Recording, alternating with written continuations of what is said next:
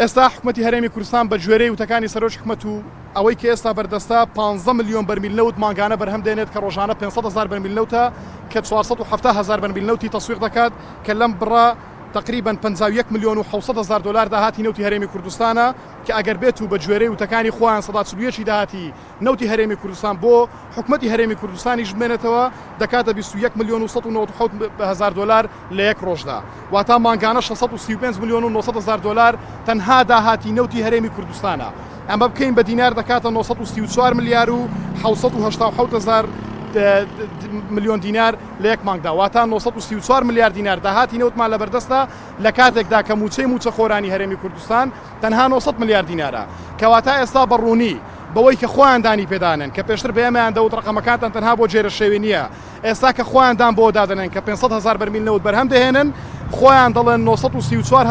934 ملیار دینار داهاتی نەوتی هەرێمی کوردستانە موچە خۆران 900 ملیار دینارە کەواتە بۆچی موچە دابەش ناکەن کە ئێستا لە مانگی سێداین هیچ ڕێگریەک نییە بۆی کە لە کاتی خۆیدا هەموو سی ڕۆژدارێک موچە لە کاتی خۆیدا دابەش بکرێت سەرباری ئەمانە ئێمە داهاتی ناوخۆمان هەیە کە داهاتی ئیبراهیم خەلیلە داهاتی حاجی عومەرانە داهاتی باشماخە داهاتی پەروێزخانە داهاتی سەیرانبەندە و تەواوی 20 خاڵی گومرجی ناحکمی کە لە دەرەوەی دەسەڵاتی حکوومەتی هەرێمی کوردستانن کە داهاتەکان ناگەڕێتەوە بۆ خەزانەی حکوومەتی هەرێمی کوردستان